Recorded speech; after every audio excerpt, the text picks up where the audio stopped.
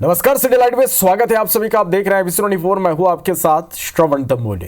प्रधानमंत्री नरेंद्र मोदी ने कोलकाता में देश की पहली अंडर वाटर मेट्रो का उद्घाटन किया। यह मेट्रो जमीन से 33 मीटर नीचे और हुगली नदी के तल से 13 मीटर नीचे बनी ट्रैक पर दौड़ेगी। इसके लिए हावड़ा स्टेशन से महाकरण स्टेशन तक 520 मीटर लंबी टनल बनाई गई है, जिसमें 2 ट्रैक बिछाए गए हैं। इससे हावड़ा और कोलकाता की कनेक्टिविटी बेहतर होगी। रोज 7 से 10 लाख लोगों का सफर आसान होगा।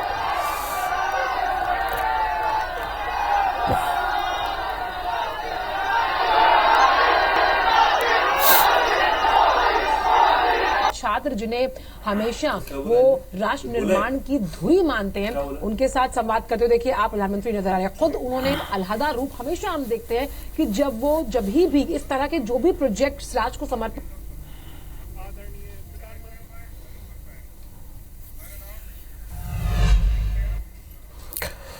प्रधानमंत्री नरेंद्र मोदी ने पश्चिम बंगाल से नारी शक्ति वंदन अभियान के तहत देश को संबोधित किया। रायपुर और कवर्धा में कार्यक्रम का आयोजन किया गया। इस दौरान बड़ी संख्या में महिलाओं ने पीएम मोदी के संबोधन को सुना। अपने संबोधन में पीएम मोदी ने कहा कि देश की महिलाएं नरेंद्र मोदी की सुरक्षा कवच की तरह हैं। जब भी मुझे कोई मुसीबत होगी, नारी शक्ति मुझे बचा लेगी। इस दौरान विधायक भावना बोहरा ने कहा कि महिलाओं को सशक्त बनाने के लिए प्रधानमंत्री की पहल बहुत अच्छी है। महिलाओं को विशेष दर्जा मिलना चाहिए, चाहे वे कोई भी क्षेत्र हो, जिसके लिए मैं हर एक मंच से ये बात कहती हूँ।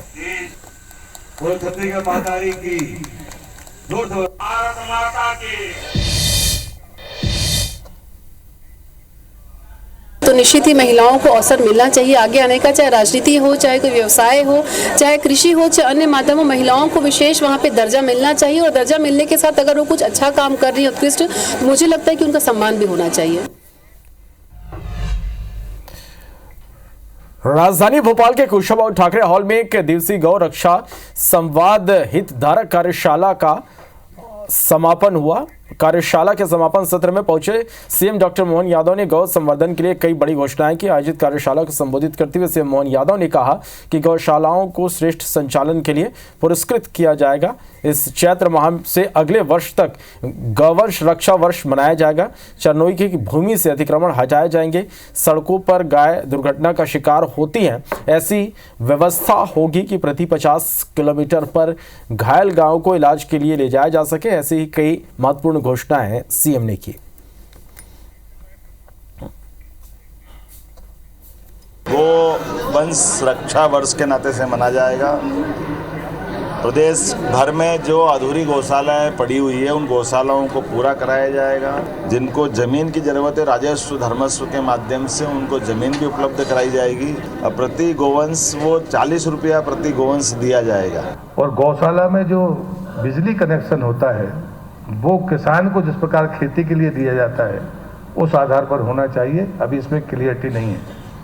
मनरेगा के माध्यम से, जो मेरे विभाग का भी मामला है कि मनरेगा का उपयोग कैसे हो। जहां 200 वृक्ष लगते हैं उसके लिए मनरेगा के 2-3 कर्मचारियों का भुगतान हो सकता है। इसको अनिवार्य रूप से गौशाला में वृक्षारोपण होगा तो हम इसके मंत्रालय की तरफ से इसका रास्ता निकाल सकते हैं। गुना दौरे पर पहुंचे ज्योतिरादित्य सिंधिया ने राहुल गांधी की न्याय यात्रा को लेकर तंज कसा। सिंधिया ने कहा कि एक तरफ राहुल गांधी की भारत जोड़ो न्याय यात्रा जगह जगह पहुंच रही है, दूसरी तरफ हमारी ओलावृष्टि की यात्रा चल रही है। सरकार के हमारे मंत्री विधायक ओलावृष्टि प्रभावित क्षेत्र का दौरा कर रहे हैं, जनता को राहत देने की बात कर रहे हैं। किसानों के साथ पीएम मोदी की गारंटी है, सीएम मोहन यादव की गारंटी है। कुल मिलाकर सिंधिया ने इशारों में कहा कि राहुल गांधी की भारत जोड़ो यात्रा सिर्फ सड़कों से होकर गुजर रही है। वहीं भाजपा नेताओं के ओलावृष्टि प्रभावित क्षेत्र के दौरे ये बताते हैं कि किसानों के हित में सरकार के मंत्री विधायक पीड़ित लोगों से मुलाकात कर रहे हैं, जमीनी स्तर पर समस्या सुन रहे हैं। अनुमान लगाओ 48 घंटे में भारत जोड़ो न्याय यात्रा आई और चली गई, और दूसरे 48 घंटे में अजमेर सिंह जी के पुत्र के हाथ में कौन सा चाहिए? मोदी सरकार, मोदी सरकार। मध्य प्रदेश में लोकसभा चुनाव की तैयारियों में जुटी बीजेपी ने मिशन 29 के लिए 29 लोकसभा क्षेत्रों में प्रचार रथ रवाना किया। मुख्यमंत्री डॉक्टर मोहन यादव ने प्रदेश बीजेपी कार्यालय से सभी 29 लोकसभा सीटों के लिए दो प्रचार वाहन रवाना किए। प्रचार रथ रवाना करते हुए मुख्यमंत्री डॉक्टर मोहन यादव ने कहा कि सबका साथ सबका विकास और वसुधैव कुटुंबकम जो हमारी पार्टी का उद्देश्य रहा है, उसी भावना के साथ पूरे प्रदेश के सभी लोकसभा क्षेत्रों में जनता के साथ जुड़कर एलईडी रथों के माध्यम से सुझाव लिए जाएंगे। आगे उन्होंने कहा कि विपक्ष के कई हथकंडे और षड्यंत्र उन्होंने किए, लेकिन प्रधानमंत्री नरेंद्र मोदी के नेतृत्व में देश रोज बदलता रहा। इसी भाव के साथ फिर एक बार मोदी सरकार और अब की बार 400 पार के नारे के साथ प्रत्येक लोकसभा क्षेत्रों में प्रचार प्रसार के लिए दो एलईडी रथों को रवाना किया गया। प्रदेश के अंदर प्रत्येक संसदीय क्षेत्र के अंदर ये सुझाव बन जाएगी। जनता के साथ जुड़ करके हमारी सरकार में सुशासन की दृष्टि से, विकास की दृष्टि से भविष्य में कौन कौन से सुझाव हो, ये हम अपने उस गंतव्य की तरफ बढ़ेंगे। मेरी अपनी ओर से आज के इस अवसर पर फिर एक बार मोदी सरकार अब की बार 400 पार। छत्तीसगढ़ में महतारी वंदन योजना की राशि ट्रांसफर की तारीख एक बार फिर बढ़ा दी गई। इस योजना की राशि पहले अंतर्राष्ट्रीय महिला दिवस के दिन 8 मार्च को देने का निर्णय लिया गया था। इसके बाद 7 मार्च को साइंस कॉलेज मैदान में कार्यक्रम का आयोजन तय हुआ, लेकिन अब प्रधानमंत्री नरेंद्र मोदी की व्यस्तता के चलते इस कार्यक्रम को आगे बढ़ा दिया गया। मुख्यमंत्री विष्णुदेव साय ने इसकी जानकारी दी। उन्होंने कहा कि लोकसभा चुनाव की घोषणा के पहले राशि ट्रांसफर कर दी जाएगी, जिसको लेकर सियासत भी शुरू हो गई। पीसीसी चीफ दीपक बैज ने एक साथ 3 महीने की राशि 3000 देने की मांग की। उन्होंने तारीख आगे बढ़ाने को लेकर भी तंज कसा। दीपक बैज ने कहा कि सरकार महिलाओं के साथ तारीख पर तारीख खेल रही है। हाँ, कल वैसे सोच रहे थे लेकिन थोड़ा सा आगे बढ़ गया है। लेकिन लोकसभा चुनाव घोषणा होने के पहले हमारी जो 70,14,000 माताएं हैं छत्तीसगढ़ के अंदर में, उनके खाते में 1 महीने का महतारी वंदन योजना का पहला किस्त चला जाएगा। 7 मार्च को फाइनल हुआ था, लेकिन किसी कारणवश से ये आगे डेट बढ़ रही है। तो निश्चित तौर पे सीएम साहब से बात हुआ तो वो पीएम साहब को बुलाने की तैयारी चल रही है, प्रधानमंत्री जी को। तो अगर टाइम फिक्स हो जाता है तो 10 तारीख तक फाइनल हो रहा है। अगर उधर से आ जाता है जवाब तो 10 तारीख को महिलाओं को 1000 रुपये मिलेगा। पिछले 3 महीना का पैसा 3000 रुपये नुकसान हो रहा है माता बहनों को। जब से सरकार चुनी, सबसे सरकार बनी, ये तारीख पे तारीख बढ़ा रहे ताकि उसको मैनेज कर पाए। इस सरकार को बिल्कुल भी कहीं समझ में नहीं है और महतारी वंदन का बिल्कुल इसका लाभ छत्तीसगढ़ की माता बहनों को नहीं मिल रहा है। रायपुर के साइंस कॉलेज मैदान पर 9 तारीख को किसान कुंभ का आयोजन होने जा रहा है। प्रदेश भर से लाखों किसान पहुंचेंगे। रक्षा मंत्री राजनाथ सिंह सभा को संबोधित करेंगे। उसी दिन किसानों की 31 रुपये धान खरीदी के लिए अंतर की राशि देने का भी ऐलान होगा। कार्यक्रम की तैयारी जोर शोर से चल रही है। तैयारियों का जायजा लेने आज मंत्री रामविचार नेताम और केदार कश्यप साइंस कॉलेज मैदान पहुंचे। चर्चा है कि 14 तारीख को आचार संहिता लग सकती है। उससे पहले 11 तारीख को इसी मंच से महतारी वंदन का भी आगाज हो सकता है। इन तमाम मुद्दों पर मंत्री केदार कश्यप से बात की हमारे संवाददाता राजेश राज ने। रायपुर के साइंस कॉलेज मैदान पर हम अभी मौजूद हैं और यहाँ पर बड़ा कार्यक्रम होने जा रहा है। प्रदेश भर के किसान यहाँ पर जुटेंगे, उनका किसान का कार्यक्रम है और उसके बाद माना जा रहा है कि जो महतारी वंदन योजना है उसका भी कार्यक्रम वर्चुअली यहाँ से प्रोजेम के जरिए हो सकते हैं। कैसा कार्यक्रम रहेगा सर और क्या कुछ होने जा रहा है? देखिए, कल का कार्यक्रम नहीं, ये 9 तारीख का कार्यक्रम है। 9 तारीख को हमारे देश के माननीय रक्षा मंत्री हमारे यहाँ के किसानों को संबोधित करेंगे, उनका सम्मान करेंगे। और हमारे भारतीय जनता पार्टी में 365 दिन कार्यक्रम होता है, चाहे हम सरकार में रहें या सरकार में न रहें। उस परिस्थिति में भी हम जनता के साथ में उनके हितों की बात हम हमेशा करते रहे हैं। और हम धन्यवाद देते हैं हमारे देश के यशस्वी प्रधानमंत्री माननीय नरेंद्र मोदी जी को, जो उनकी एक गारंटी, आज फिर एक गारंटी पूरी हो रही है। और उसको पूरा करने की दृष्टि से माननीय विष्णुदेव साय जी ने जो कदम उठाया है, निश्चित तौर से हमारे पूरे छत्तीसगढ़ के किसानों के हित में इतना बड़ा कदम उठाने का कार्य ये पहली बार हो रहा है। घोषणा हो सकती है उस दिन कि किसानों की जो अंतर्राशि है वो मिलने की, या फिर उस दिन ही दिया जा सकता है? बिल्कुल, उस दिन घोषणा भी होगी और हमारे किसानों का सम्मान किया जाएगा। और निचले स्तर पर इस पूरे कार्यक्रम को क्रियान्वित करने के लिए हमारे विकास खंड स्तर पर, जिले स्तर पर बड़े बड़े कार्यक्रम आयोजन होंगे। 9 तारीख का एक कार्यक्रम है सर, लेकिन एक बड़ा कार्यक्रम आपका मेहतारी बंधन का भी था, संभवतः कल होना था लेकिन पोस्टपोन हो रहा है। तो माना जाए कि ये जो मंच तैयार हो रहा है किसान सम्मेलन 9 के लिए, इसी के मंच के जरिए मेहतारी बंधन कार्यक्रम भी हो जाए। माना जा रहा है कि 10 तक शायद प्रधानमंत्री वर्चुअली जुड़ जाए या फिर आ जाए। देखिए, मेहतारी बंधन कार्यक्रम अलग है और ये किसान महाकुंभ अलग है। किसानों तो ये है मंत्री केदार कश्यप जी, और उन्होंने बताया कि 9 तारीख का एक कार्यक्रम है, 9 मार्च का, क्योंकि मेहतारी बंधन योजना भी प्रदेश में लॉन्च होना है 7 तारीख को, कल यानी इसका रखा गया था तय, लेकिन वो बदलाव हो गया है। तो समझा जा रहा है कि इसी मंच के ज़रिए ये जो आयोजन है इसी मंच के ज़रिए उस कार्यक्रम की भी घोषणा हो सकती है, उस कार्यक्रम का भी आगाज़ हो सकता है, और हो सकता है कि वो 10 या 11 तारीख को वो कार्यक्रम हो जाए। लेकिन फिलहाल अभी कार्यक्रम जो ऑफिशियल है वो कोई तय नहीं है, बस उम्मीद कयास जताए जा रहे हैं। कैमरा पर्सन धर्म साहू के साथ राजेश राज, IBC 24 रिपोर्ट।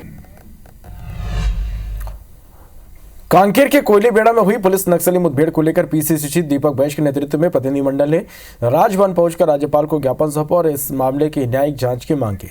प्रदेश कांग्रेस अध्यक्ष दीपक बैज ने कहा कि 25 फरवरी को कांकेर के कोयली बेड़ा में तथाकथित हुई पुलिस और नक्सलियों मुठभेड़ में मारे गए लोगों के बारे में उनके परिजनों और ग्रामीणों की ओर से गंभीर सवाल खड़े किए जाना और यह कहना कि मारे गए तीनों लोग नक्सली नहीं थे, यह आरोप बेहद ही चौंकाने वाले हैं। सभी के परिजन ने मृतकों के बैंक पासबुक, आधार कार्ड, मनरेगा card, PAN card, voter ID card भी दिखाया। बैज ने कहा कि ग्रामीणों की शिकायत बेहद गंभीर और संवेदनशील है। आरोप पुलिस पर लगे हैं। आरोपों को गंभीरता से देखते हुए यह जरूरी है कि इस मामले की उच्च स्तरीय निष्पक्ष जांच की जानी चाहिए। उन्होंने कहा कि हमारी मांग है कि उच्च न्यायालय के वर्तमान न्यायाधीश की निगरानी में इस मुठभेड़ की जांच कराई जाए। मृतक परिवार और ग्रामीणों से चर्चा की, स्पष्ट पता चला कि वो नक्सली नहीं है, बल्कि वहाँ पे रोजी रोटी कमाने वाले किसान, खेती किसान करने वाले आदिवासी हैं। इसलिए आज हम लोगों ने राज्यपाल से मिलकर, माननीय राज्यपाल से मिलकर हम लोग एक सिटिंग, हाई कोर्ट के सिटिंग जज से जांच कराने का मांग किया है। छत्तीसगढ़ में लोकसभा टिकट के लिए कांग्रेस में घमासान शुरू हो गया। बस्तर लोकसभा सीट से पूर्व मंत्री कवासी लखमा ने अपने बेटे हरीश कवासी के लिए टिकट मांगा। कवासी लखमा ने टिकट के लिए दिल्ली की दौड़ भी लगा दी। कई समर्थकों के साथ वो दिल्ली पहुंचे। माना जा रहा है कि पुराने कांग्रेसी नेता उनके पक्ष में हैं। दूसरी तरफ PCC चीफ दीपक बैज भी दावेदारी कर रहे हैं। वहीं कांकेर से पिछली बार काफी कम अंतर से चुनाव हारे वीरेश ठाकुर फिर टिकट की दावेदारी कर रहे हैं। उनके अलावा फूलोदेवी नेताम, अनिला भेड़िया, नरेश ठाकुर के नामों की चर्चा है। हालांकि बीजेपी द्वारा बस्तर और कांकेर में नए चेहरों को मौका देने के बाद अब देखना होगा कि कांग्रेस यहां किसे उतारती है।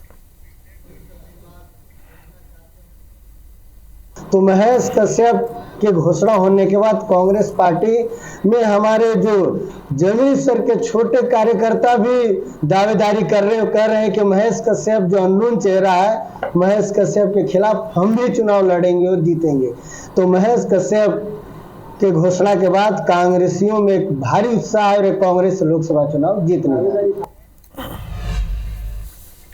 छत्तीसगढ़ में अब नौकरी पेशा परिवार एवं कामकाजी महिलाओं की बड़ी चिंता दूर होने जा रही है। छत्तीसगढ़ में पहली बार महासमुंद जिले में एयर कंडीशनर कमरे एवं AC कैमरों के CCTV कैमरों के साथ सर्वसुविधायुक्त निःशुल्क पालना घर का शुभारंभ हुआ।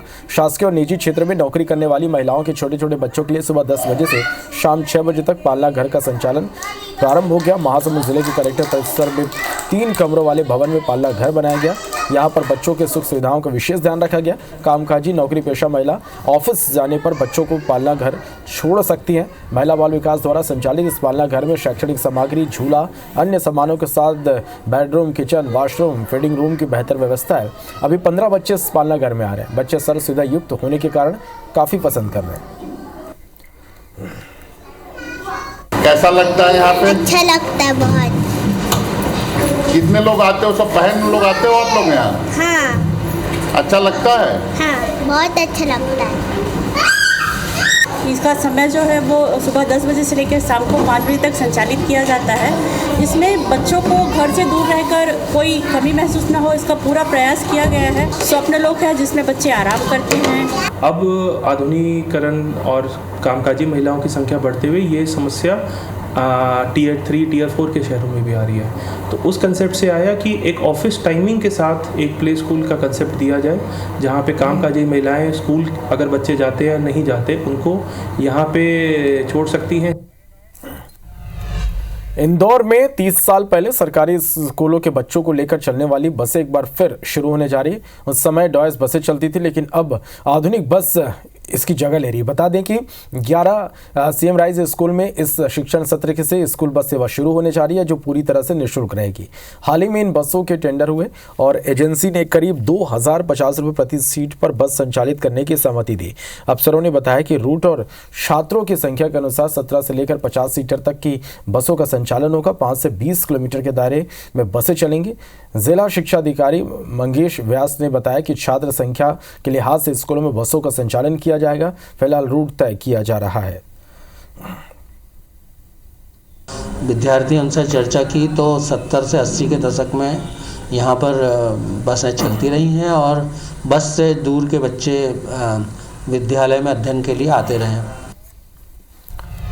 पेयजल संरक्षण और प्रबंधन की दिशा में बेहतर कार्य करने पर रायगढ़ नगर निगम को केंद्र सरकार सम्मानित करेगी। निगम को यह सम्मान अमृत मिशन योजना को समय पर पूरा करने के लिए दिया जा रहा, लेकिन इसे लेकर सियासत शुरू हो गई। बीजेपी का आरोप है कि नगर निगम ने योजना के तहत आधा अधूरा काम किया। निगम को इस योजना के तहत खुद का स्टाफ डैम तैयार करना था, लेकिन निगम ने अब तक इसका निर्माण शुरू नहीं करा पाया। साथ ही 10,000 से ज्यादा घर योजना से छूटे हुए हैं। आधी अधूरी योजना को पूरा बताकर नगर निगम केंद्र को दिग्भ्रमित कर रहा। इधर मेयर का कहना है कि जब भाजपा की सरकार ही सर्वे कर सम्मानित कर रही है तो ये गलत कैसे हो सकता है। भाजपा ही साबित करे कि क्या सही है क्या गलत है।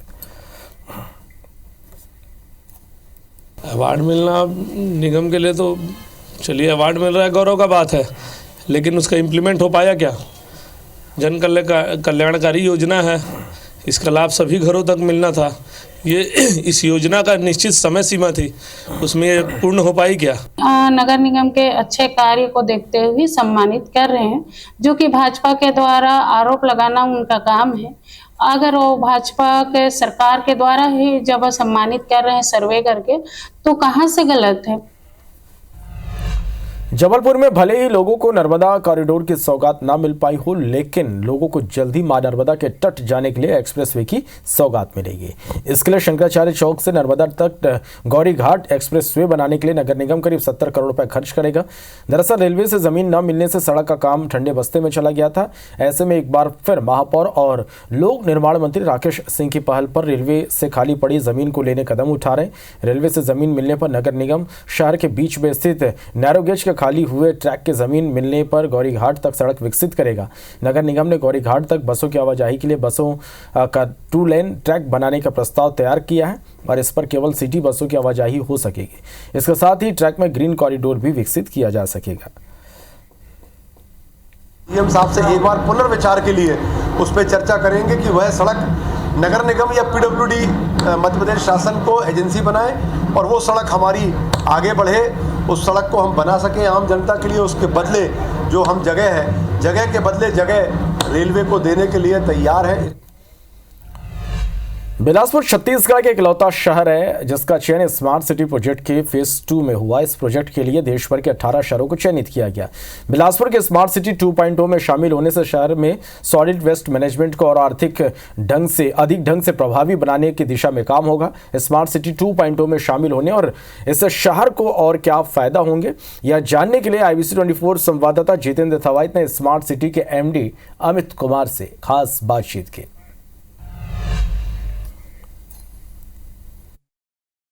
स्मार्ट सिटी के फेज 2 में बिलासपुर शहर को शामिल किया गया है। प्रदेश का इकलौता शहर है बिलासपुर जो स्मार्ट सिटी के फेज 2 में शामिल है। हमारे साथ स्मार्ट सिटी के MD निगम आयुक्त अमित कुमार जी हैं। सीधे उनसे समझते हैं कि स्मार्ट सिटी का फेज 2 में शामिल होना बिलासपुर का सर अब किस तरह से देखें, किस तरह से स्मार्ट सिटी के जो काम है वो बिलासपुर में आगे बढ़ेंगे, बिलासपुर का डेवलपमेंट जो है वो आगे बढ़ेगा। इसमें पूरे देश भर में सारे जो स्मार्ट सिटीज़ हैं इनसे प्रोजेक्ट मंगाए गए थे कि और एक चैलेंज रखा गया था गवर्नमेंट ऑफ इंडिया के द्वारा।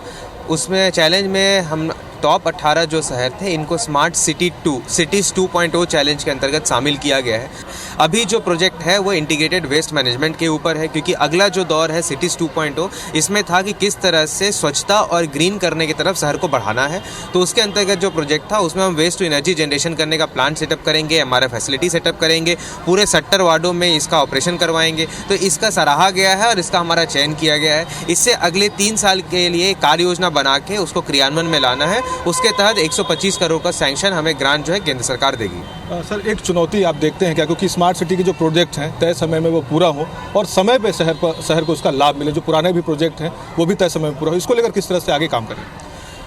हमारे लगभग 18 ऐसे प्रोजेक्ट्स हैं जो कि अभी पूर्ण नहीं हुए हैं स्मार्ट सिटी के। हमारे पास इसमें से कुछ प्रोजेक्ट्स हमने डेडलाइन जो सेट किया है वो अगले कुछ दिनों में हम उसमें इसका लोकार्पण करवा लेंगे और इसके लिए पूरा जो स्मार्ट सिटी का अमला है वो पूरी तरह से लगा हुआ है कि हम इसको समय सीमा में कंप्लीट करें। बिल्कुल, शहर को नया मिलेगा और एक बड़ी बात है क्योंकि बिलासपुर स्मार्ट सिटी का चयन स्मार्ट सिटी के फेज 2 में हुआ है और जिस तरह से अधिकारी बता रहे हैं कि आने वाले समय में इसका लाभ पूरे शहर को मिलेगा, शहरी क्षेत्र के सभी 70 वार्डों को मिलेगा। कैमरा सतीश मिश्रा के साथ जितेंद्र थवाइत, IMC24 बिलासपुर। मुरैना में नगर निगम में बजट पेश करने के दौरान हंगामा हो गया। निगम परिषद की हंगामेदार बैठक में 13 बिंदुओं पर चर्चा हुई।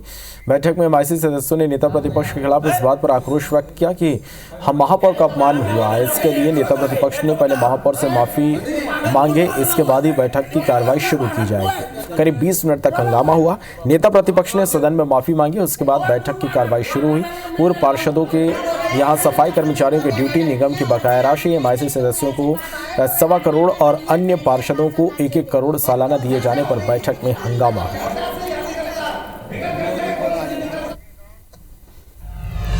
राजनांदगांव नगर निगम की महापौर हेमा देशमुख ने अपने कार्यकाल का 5वां और अंतिम बजट पेश किया। साल 2024-25 के लिए महापौर ने 28,50,000 रुपए घाटे का बजट पेश किया। बजट प्रावधान में प्रस्तावित आया कि 320 करोड़ 16,52,000 रुपए और खर्च 376 करोड़ 54,02,000 रुपए है। महापौर ने साल 2024-25 के लिए अनुमानित प्रारंभिक और शेष राशि 56 करोड़ 9 लाख रुपए की संभावना जताई। इस तरह से यह 28,50,000 रुपए घाटे का बजट है। महापौर ने कहा कि लगातार हम शहर विकास के लिए बजट में प्रस्ताव लाते हैं। यह जरूरी नहीं कि हम इसे 100% पूरा कर सके। कभी यह 80% पूरा होता है तो कभी 70%। बात रखने के समय मिलते निश्चित रूप से अभिभाषण पूर्ण होने के बाद विपक्ष अपनी बात रख सकती है, व्यवस्था दी जाती है, लेकिन नियमता शांत होकर काम किया जाता है। इस तरह नियम को अवहेलना कर उनका जो हल्ला है वो इस तरह है। महापौर जी के पास इतना समय नहीं है कि पिछले 3 महीने में न तो विधायक जी से, न नगरीय प्रशासन मंत्री जी से और न ही मुख्यमंत्री जी से टाइम मिल पाई। यदि उनको नगर विकास की चिंता होती, अपने बजट को पूरा करने की चिंता होती, तो इन तीनों में से किसी से तो जाके संपर्क करती, कुछ नहीं कम से कम विधायक जी से जाके संपर्क करती कि आपके विधानसभा में हम ये करना चाहते हैं। लेकिन महापौर जी गहरी निद्रा में सोई हुई है। बुधवार को पूरे देश भर में नारी शक्ति वंदन कार्यक्रम का आयोजन किया गया। यह कार्यक्रम पूरे देश भर में लाइव प्रसारण किया गया। प्रधानमंत्री नरेंद्र मोदी ने महिलाओं को वर्चुअली संबोधित करते हुए कहा कि नारी शक्ति देश के विकास में अहम योगदान निभा रही हैं। पीएम ने 140 करोड़ देशवासियों को अपना परिवार बताते हुए कहा कि इन लोगों के सुख दुख की चिंता करना ही मेरा एकमात्र ध्येय है। कार्यक्रम के दौरान महिलाओं के सशक्तिकरण से संबंधित चीजें बताई गई। इस दौरान पश्चिम बंगाल के संदेशखाली घटना का भी जिक्र हुआ। इंदौर के ब्रिलियंट कन्वेंशन सेंटर में इस कार्यक्रम का आयोजन किया गया था। वहीं जबलपुर के मानस भवन में इस कार्यक्रम का आयोजन हुआ। कार्यक्रम के दौरान मध्य प्रदेश सरकार के मंत्रियों ने भी नारी सशक्तिकरण को लेकर महिलाओं को संबोधित किया।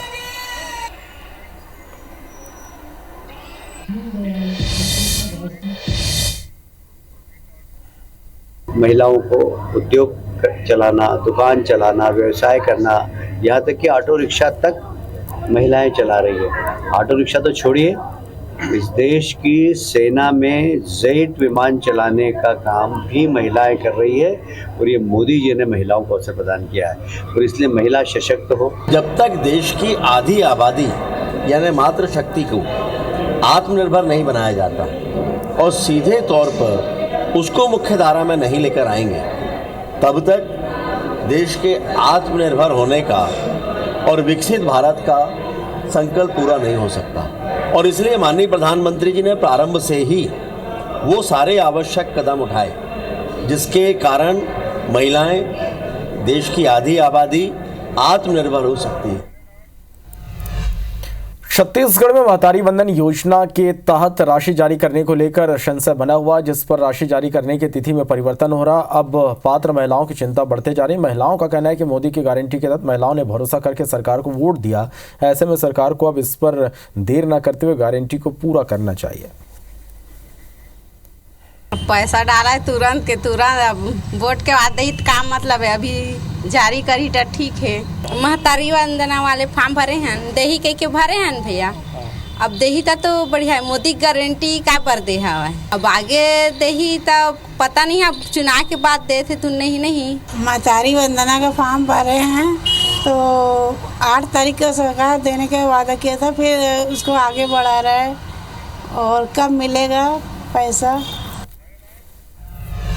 महतारी वंदन योजना की पहली किस्त की राशि कल जारी होने वाली थी, लेकिन छत्तीसगढ़ सरकार के द्वारा उसे आगे बढ़ाया गया और उसकी संभावित तिथि 10 मार्च बताई जा रही है। सरकार के इस फैसले से महिलाओं का बयान सामने आया, जिसमें वे कह रही हैं कि उन्हें बुरा लगा। परसों शिवरात्रि का त्यौहार है, महिलाएं पैसा मिलने पर शिवरात्रि का मेला जाने की बात कह रही थी, तो किसी का कहना था कि राजिम में कुंभ मेला लगा हुआ है, वे पैसे मिलने के बाद कुंभ मेला घूमने जाने वाली थी।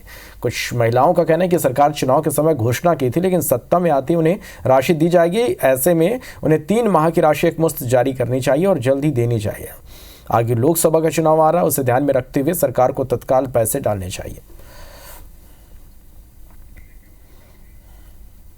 काली मिलत रही से तेला काबर देरी करत है। अब हम एकदम खुशी रही से कि पैसा मिलत है, सरकार देवत है कि और ला कैसे एकदम आगे बढ़ा थे। मैं ऐसे तो घोषणा करे है, मैं हर महिला के खाता में 1,000 डालूं करके, और आज तक से पैसा नहीं आया। जब ये कुंभ मेला जाए के लिए सब औरत इंतजार करत पैसा के, वो कब तक से पैसा भरी। पैसा काबर नहीं देते भाई, काबर देरी करत है, तो देना चाहिए। हमारे बहुत खुशी रही, हम शिवरात्रि बर्दी की के मेला जाओ की के, और काबर लेट करत है, और 3 महीना का एक साथ देना चाहिए। और बात कोंडागांव की, जहां विकास नगर स्थित स्टेडियम मैदान में 3 दिवसीय जिला स्तरीय महिला खेल उत्सव में बद इंतजामी की एक शर्मनाक तस्वीर दिखाई दी। यहां खेल एवं युवा कल्याण विभाग की ओर से चेंजिंग रूम की व्यवस्था न किए जाने का खामियाजा महिला खिलाड़ियों को भुगतना पड़ा। दरअसल इनको भीषण गर्मी के बावजूद डबल कपड़े पहनकर आने पड़े और खुले में ही इनको अपनी पतलून उतारनी पड़ी। 8 मार्च को आने वाले महिला दिवस के मौके पर महिला सम्मान में ये आयोजन किया गया, लेकिन सम्मान तो दूर, बच्चों को शर्मिंदगी उठानी पड़ी।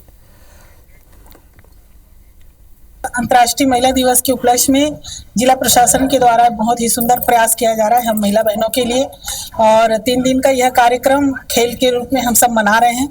और सबसे पहली बात तो महिलाएं आज बहुत उत्साहित हैं, प्रसन्न हैं, खुश हैं कि आज अंतर्राष्ट्रीय स्तर पे हमारा एक दिवस मनाया जाता है।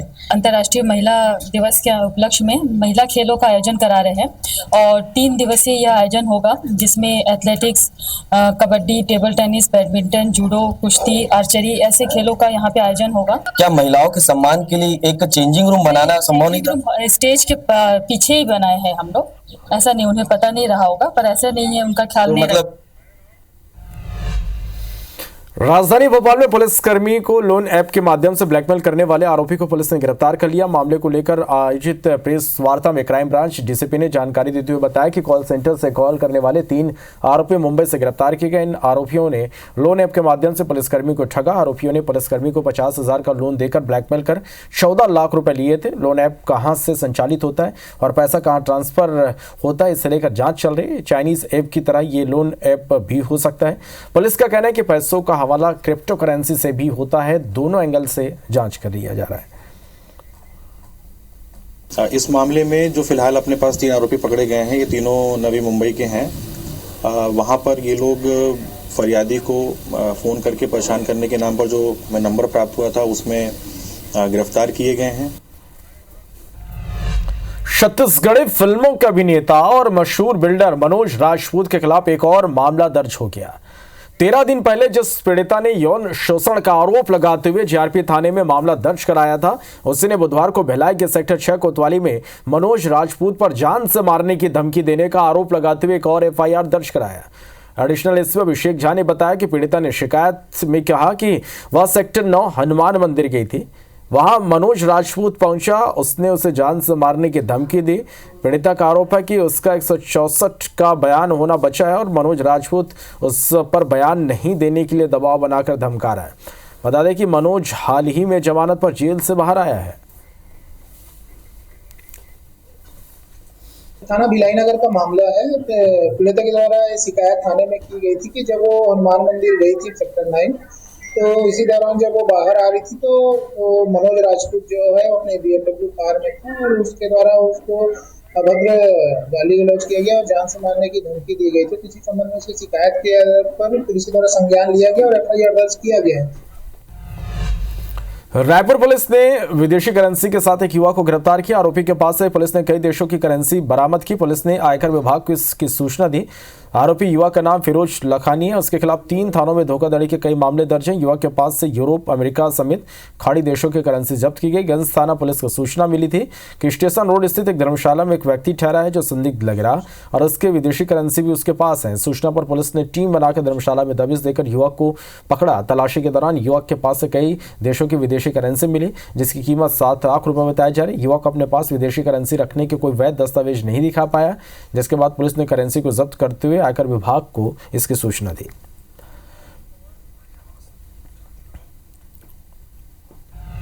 लोरबी में मौसम ने अचानक करवट ली। इलाके में आंधी तूफान के साथ बारिश होने लगी। आंधी और बारिश की वजह से इलाके के 120 गांव में ब्लैकआउट हो गया, जिससे इलाके के घरों में अंधेरा छा गया।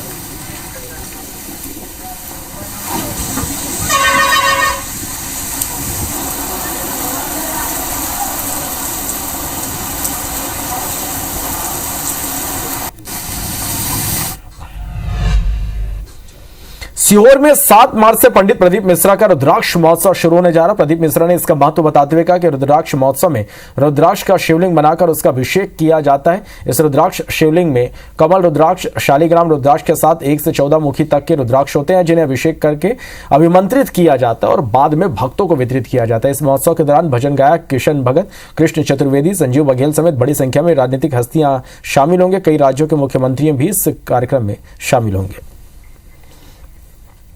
2024 का रुद्राक्ष महोत्सव 7 तारीख से प्रारंभ हो रहा है, 7 मार्च से। इसमें जो रुद्राक्ष रखे जाते हैं, रुद्राक्ष का तो शिवलिंग होता है, पर उसके अंदर जो रुद्राक्ष रखे जाते हैं उसमें कमल रुद्राक्ष होता है, शालिग्राम रुद्राक्ष होता है, गोमेद रुद्राक्ष होता है। ऐसे बहुत सारे रुद्राक्ष उसके अंदर स्पर्श करने के लिए रखे जाते हैं। जिन रुद्राक्षों का अभिषेक यहाँ पर बाहर से आए हुए सभी विद्वान ब्राह्मणों द्वारा अभिमंत्रित किया जाता है। इन रुद्राक्षों का पूजन अर्चना कर फिर इनको रखा जाता है, फिर बाद में इसको वितरण किया जाता है। सरगुजा संभाग के बीजेपी कार्यकर्ता प्रभु श्री राम के दर्शन करने अयोध्या जा रहे हैं। बीजेपी कार्यकर्ताओं को लेकर आस्था ट्रेन अयोध्या के लिए रवाना हुई। यात्रा को लेकर बीजेपी कार्यकर्ता बेहद उत्साहित है। श्रद्धालुओं को विदा करने पहुंचे बड़े नेताओं से भी उनमें उत्साह देखा गया। सरगुजा संभाग से 1300 से ज्यादा बीजेपी कार्यकर्ताओं को आस्था ट्रेन के जरिए रामलला दर्शन के लिए अयोध्या भेजा गया। अंबिकापुर विधायक राजेश अग्रवाल के साथ सरगुजा से बीजेपी लोकसभा प्रत्याशी चिंतामणि महाराज, जिला अध्यक्ष ललन प्रताप सिंह के साथ ही बीजेपी के तमाम बड़े नेता और कार्यकर्ता अयोध्या जा रहे हैं। कार्यकर्ताओं को विदा करने के लिए स्टेशन पर मौजूद रहे बीजेपी के नेताओं ने तिलक लगाकर अयोध्या जा रहे कार्यकर्ताओं का स्वागत किया।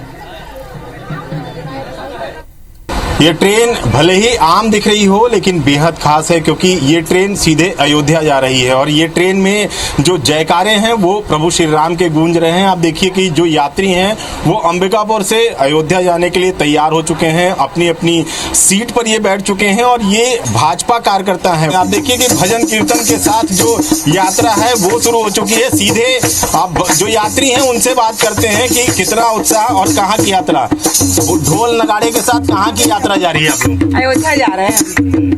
हम अयोध्या जा रहे हैं, इसलिए बहुत ही खुश हैं, बहुत ही उत्साहित हैं और आदरणीय मोदी जी को बहुत बहुत धन्यवाद देना चाहेंगे कि उन्हीं के कारण ये सब। महाराज, कितना उत्साह और किस तरह का कमिटमेंट आप लोगों ने पूरा किया है? नहीं, निश्चित रूप से अयोध्या में भगवान राम 500 वर्ष के बाद में अपने मंदिर में विराजमान हुए हैं, जिसको लेकर के पूरा प्रदेश नहीं बल्कि पूरे विश्व में हिंदू समाज में एक अलग ही उत्साह है और भगवान के दर्शन के लिए सभी हमारे हमारे संभाग से जा रहे हैं, हम उनको वहाँ जा रहे हैं तो उनको हम जय श्री राम कहने के लिए आए हैं। महिला मोर्चा की तैयारी में आए हैं, कितना उत्साह आप लोगों में?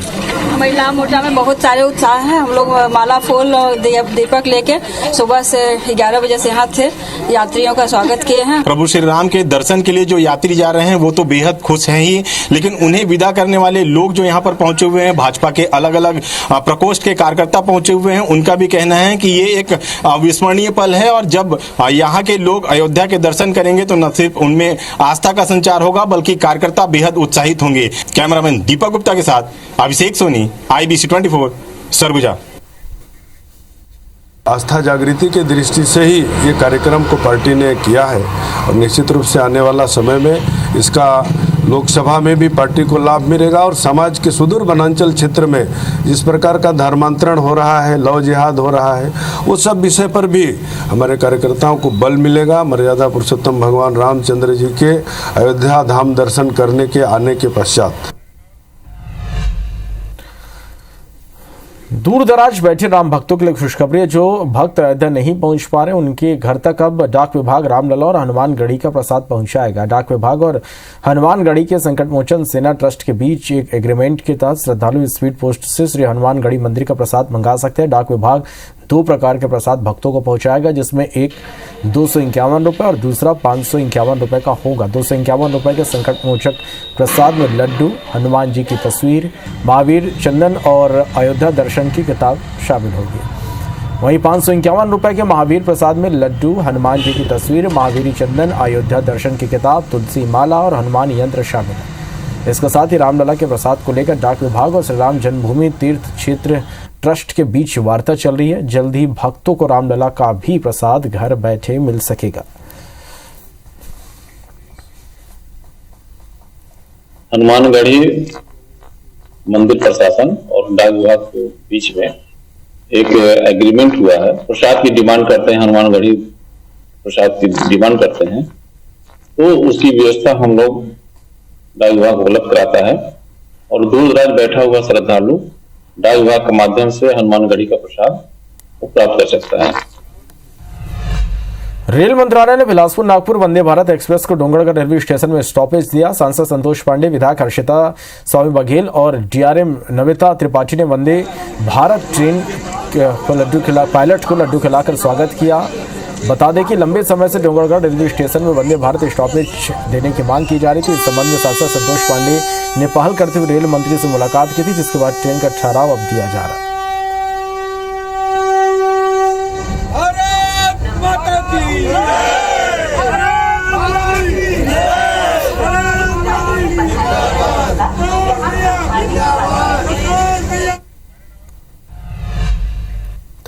भोपाल नगर निगम स्वच्छता के क्षेत्र में नए आयाम हासिल कर लोगों को आकर्षित कर रहा है। एक ऐसा ही नया प्रयोग भोपाल नगर निगम ने बस स्टैंड पर PPP मोड पर FR कैफे के तौर पर किया। ISBT पर निगम का बनाया गया FR कैफे पूरी तरह से आधुनिकता से परिपूर्ण है। क्या है ये और इसकी खासियत क्या है, देखिए रिपोर्ट।